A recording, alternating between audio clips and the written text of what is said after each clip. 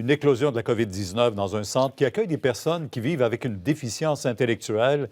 Jean-François Desbiens, qui est là-bas, des résidents ainsi que la propriétaire ont été testés positifs déjà. Effectivement, vers la fin de la semaine dernière, Pierre, on parle de 6 pensionnaires, donc, et la propriétaire de cette petite maison que je vous montre, qui est charmante d'ailleurs, la Chaumière Enchantée. C'est une ressource d'hébergement intermédiaire de type familial pour les déficients intellectuels.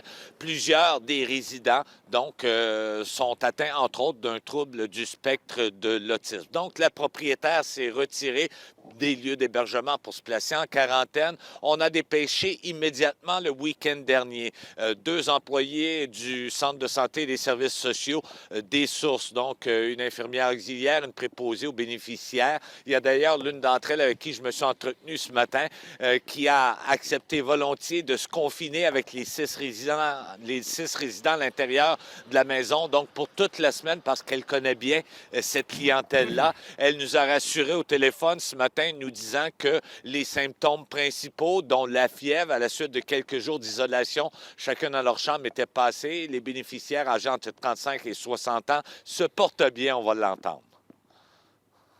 C'est quand même bien parce que durant le temps qu'il était en isolation, c'est parce qu'il était la période la plus critique et la plus malade. Donc, il était plus fatigué, donc il était alité. Mais là, ils ont repris du poids de la bête, comme on dit l'expression. Complètement, là, c'est nos résidents comme de tous les jours. Les fièvres sont tombées, il n'y a plus de tout, il n'y a plus... ils jouent des tours comme d'habitude, là. Alors voilà une nouvelle rassurante et on tient à souligner l'excellente collaboration du côté de la maison La Chaumière Enchantée et les gens des services sociaux ici pour s'assurer que cette clientèle qui est fragile, bien sûr, est rassurée et on en prend bien soin. À noter que sur 16 cas confirmés de la COVID-19 dans la MRC des Sources, Pierre, on en dénombre jusqu'à présent une douzaine uniquement sur le territoire de la municipalité de Danville. Jean-François, merci beaucoup.